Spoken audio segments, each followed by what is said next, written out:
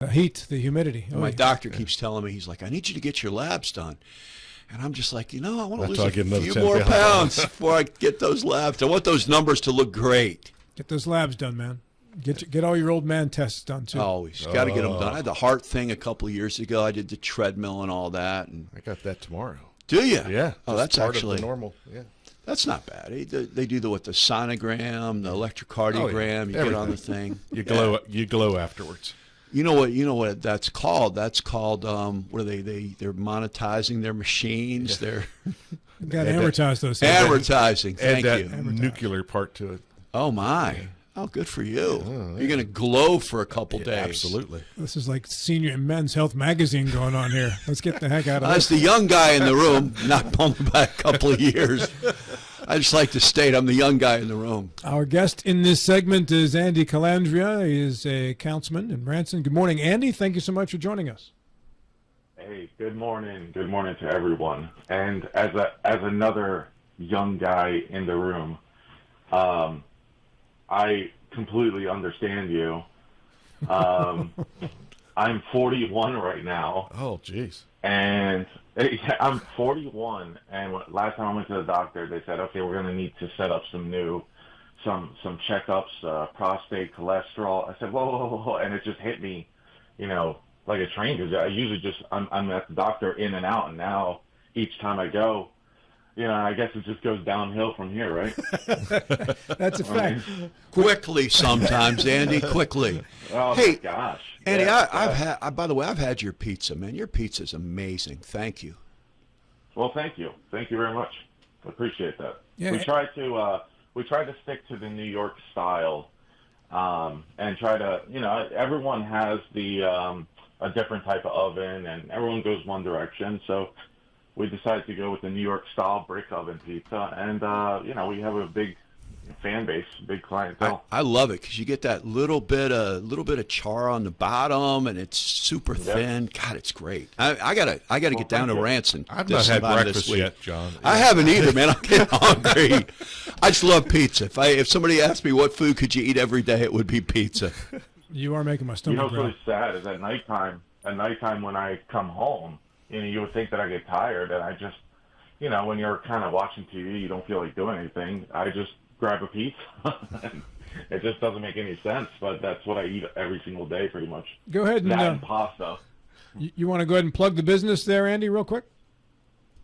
Well, the new business is we call it Inferno Brewery right now, and it's basically the same thing. It's the Andy's Pizza, but I realize that I'm adding a bar alcohol to the menu. I'm also adding a bunch of new items, so I might as well change the name. So I changed it to Inferno Brewery, but it's the same great pizza. Excellent. Now, you mentioned TV, so in the room here, Mr. Bodwell, Mr. Kearns, and those in our audience, how many of you have seen the last episode of The Sopranos? It's a famous episode where TV goes black at the end and everybody's wondering if their cable shut off. Did you see the last episode of The Sopranos, Mr. I did. You did? Okay. I did. A little bit of a letdown. So you remember there's the guy in the members-only jacket that everybody assumes shot Tony Soprano at the end of the episode. It's not shown on screen, but it's kind of implied. So I'm rewatching the last episode of The Sopranos one day, and the credits roll by. And at the end it says, man in members-only jacket, Paolo Colandrea. So I screenshot it, and I sent it to Andy, and I said, dude, the actor in the members-only jacket who presumably shot Tony Soprano at Holstein's Diner in New Jersey in the final episode of The Sopranos is a Colandrea. And Andy, you responded what? I'm actually related to the guy, yes. Wow. So I'm from a tiny town in Italy called Monte di Procida. And one time the Sopranos in that episode when they went to Italy, they actually filmed in that town. So while they were there, they picked up a couple, extras, and I guess they liked Paolo. So it was I guess it's pretty cool of him. Rob, if you want, he's actually one of my friends on Facebook. If you want a friend request him, I'd like to get him on the show. That's tremendous, Andy. So I have what? I've got 2 degrees of separation from Tony Soprano. Holy moly! There you go. How awesome is that, man? That's incredible. Good story. Thank you, Andy. It's a great story, man. Hey, wanted to get back to you because of the storm that went through Jefferson County, took the roof off apartment building at, was it Charles Towers? Was that the name of the building? That's correct. Yeah, Charles Towers. Yeah, and then I had heard during the relief efforts that you were involved in that as well. Can you tell us some details about that and any progress that's been made in that direction? So, Charles Towers, first off, Charles Towers is a building full of, let's say, the elderly that would need assistance. And it's basically known for a place that,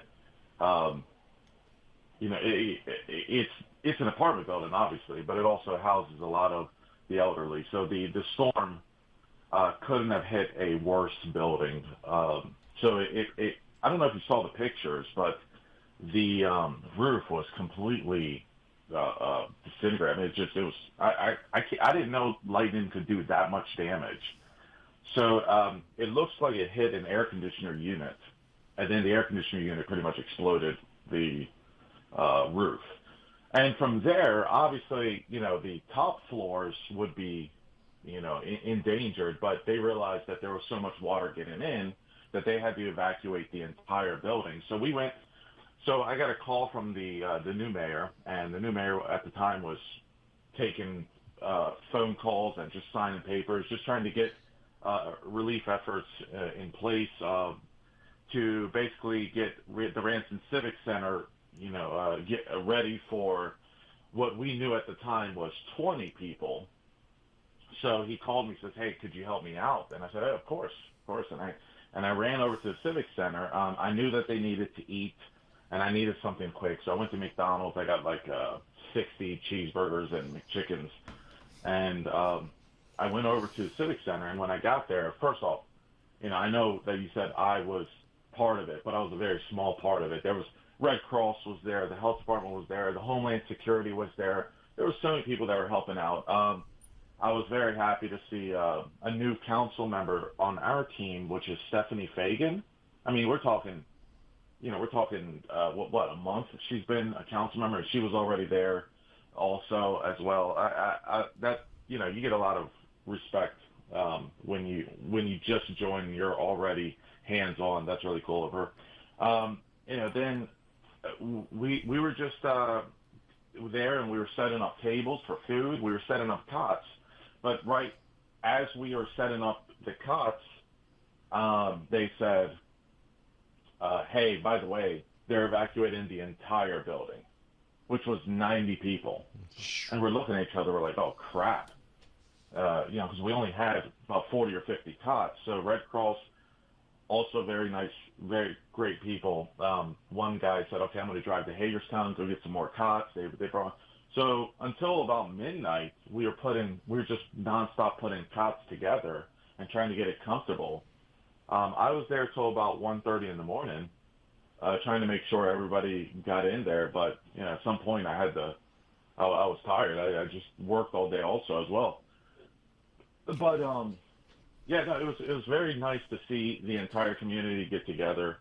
Like I said, it wasn't just me. Obviously, it was Red Cross, the health department, Homeland Security, other council members, other Ranson council members as well.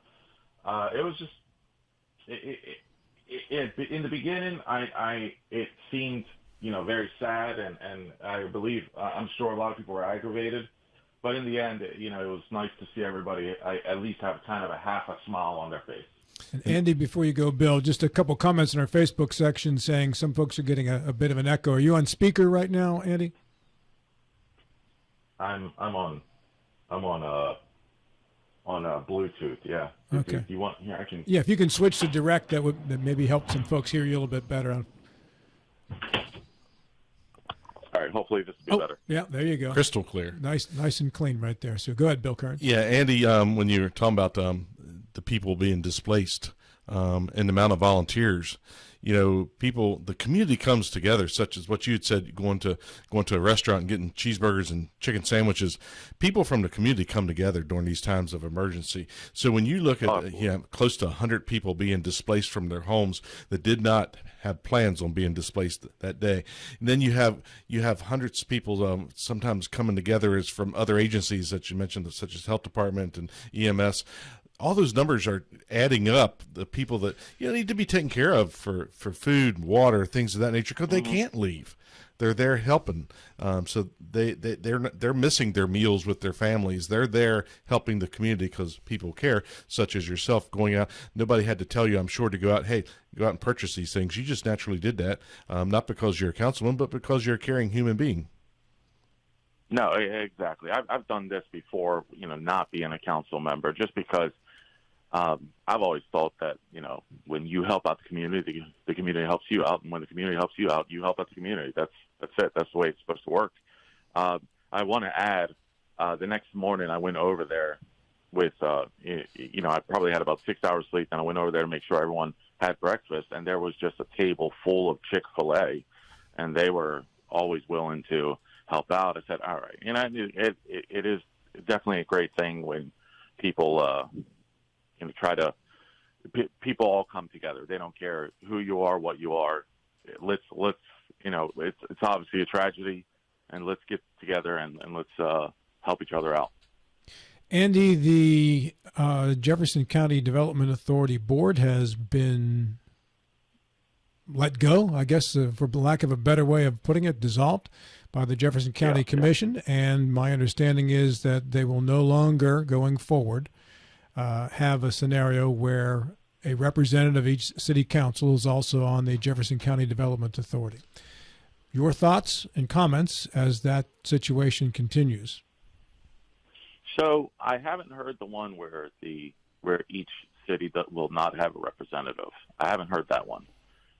And I got to be honest with you. Usually, when I don't know enough information, we all know the top. We all know what's being said, but we don't know deep down what is really going on. So sometimes the decisions have to be made after you know all that information. I know as a council member, there are some decisions that we make, and I'm sitting there going, gosh, I really wish the public would know the full truth. And that's the sad part about this whole Jefferson County Development Authority. I can see both sides. And what I see is what I'm actually listening to on your radio. I can see both sides, and I can see where they've, where it's basically thumbs up or thumbs down from me. But then again, I'm only one person. I can see where the JCDA is saying, hey, we want cities to be represented. We want to have a word and a voice in the development of this area. And the fact that you dissolve the entire development authority, I believe you guys had a guy named Bill on the station at that day. Am I correct? Bill Stubblefield, yes, former president of the Berkeley County Commission. Yeah, and I know he drilled Commissioner Mood about the legality and then he went from legality to moral and what I honestly think, and this only comes from being on the Ranson City Council, we could dissolve an entire board by code. I mean, the Ranson City Council, along with the County Commission, they are the elected officials. They are the powerful. They are the most powerful groups of all the groups. We could dissolve. Now, is it the right thing to do? Is it not the right thing to do? The point is, I think Bill was asking if it was legal, and I do believe that it was legal. I just, was it the right thing to do? It's a different question. So Andy, I see let me ask a quick Bill question. and Mike were kind of going back and forth. Mm-hmm. Mike being Mike Mood from County Commission, but again, it's very difficult to determine who's right and who's wrong. But yes, in the end, I haven't heard anything about cities not being able to represent themselves in the county or in the development authority. And from what I understand, they're from last I heard was that they were looking for applications for the new development authority. John, before you go, just to clarify, yes, they will be accepting new applicants for the JCDA, and those who were dismissed are eligible to apply. But I can confirm, when we had Pasha Majdi, the president of the commission, Kara Keys, Mike Moods, the vice president, we've had them all on, and there will no longer be a representative of each city council on the JCDA. It may be coincidental that the ones who apply are members of the council, but there will no longer be a specific point of making sure that there is one representative from each of the 5 cities in Jefferson County. My question, Andy. You're saying different. I apologize, but you're saying city council than a representative of the city. So, as far as a city council member being on the board, I honestly don't really. To me, that doesn't matter. As long as we have a representative of the city. Well, from what I understand, that's not going to be the priority. Well, I think. Well, I mean, that's where I would have a problem, because I would say, well, I think that of the 5 municipalities, there should be at least one. And with 7 people minimum, I'm assuming they're probably going to have 10 or 12 in total. I think these boards with 30 people just is ridiculous. Nothing ever gets done, and they have 5-hour meetings. I think if you want to see anything get done, you have to have 10 or around 10 people, but one person from each municipality should happen. And if that's the last thing I heard is that there was still one from each municipality. But if you're saying that, then I would fight to argue that we would need someone from Ranson. It doesn't have to be a council member, but just someone from Ranson. John Vaughn.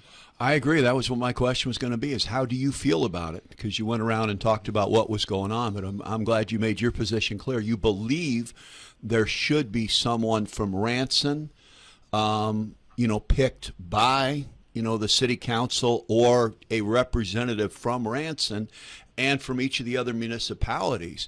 Do you know what percentage of the county's population lives in Ranson? Geez. What's the population of Ranson? I don't know the county's population, but I know Ranson is in close to 7,000 now. So Jefferson's about 60,000, as I understand it. Yeah, I was going to say somewhere around 8-9%. Yeah, so 8%. Yeah. Okay, so if they've got a 10-person board, I mean, there should be. Yeah. The municipalities all have different needs within the county, and all have different development needs. And having them on the board, I think is very important. I mean, I know we've had some wins and some losses with development in Jefferson County. There have been some companies that didn't come.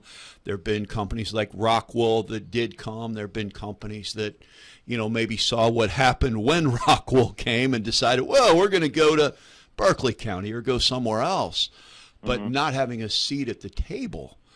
Are you happy with the way the current Jefferson County Commission is doing business? So, the Jefferson County Commission, I have to look, as any group, council, commission, state, whatever, there's always going to be disagreements. But I will tell you one thing, Ranson, as a council, we definitely want to work with the county commission. And I know that in the past, I've gotten numerous phone calls from different county commissioners asking about Ranson, meaning what are we doing so different? And again, and that's such a compliment when we hear that stuff. What are we doing so different? Because as you probably don't know, we have so many businesses coming to Ranson, and I believe it was Commissioner Keys that said it perfect. She said that basically we need to slow down the residential growth and focus on commercial. And that's pretty much what we're doing as far as Ranson's side. I've actually talked to numerous developers and said, listen, we think the rooftops with the supply and demand, we see it slowing down. Interest rates are not going anywhere for a while. I don't see rooftops being a priority here in the next year. Why don't we focus on commercial? Now, when you tell a developer, hey, we don't mind switching your lands from residential to commercial, if it's in the right spot, Right. then they put a big smile on their face because they just doubled the value of their land. So it's a win-win for everyone. And in return, people get retail out there. They probably get somewhere to shop, somewhere to eat, something. So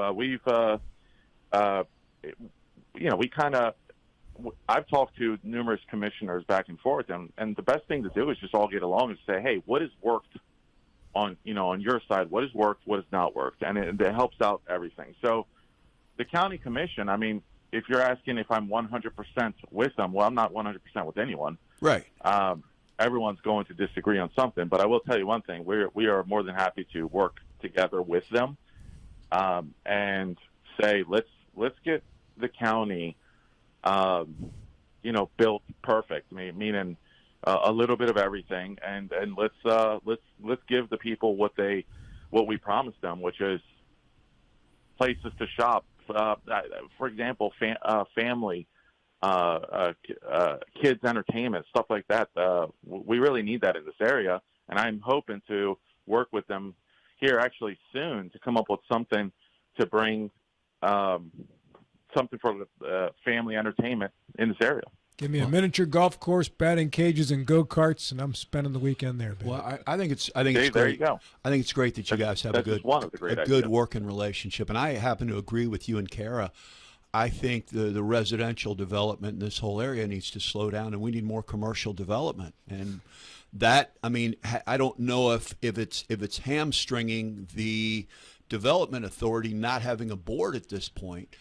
But when they were on here, and I mean, I can see why they replaced the board, because they were on here and they said it had been 2 or 3 years since any sort of projects really went through from what the development authority had been doing. So, changes were needed. But it seems like they were almost placing the blame on the appointees to this development authority board, such as the council members. Andy Colandrea, thank you very much for your time this morning, and let's go pizza.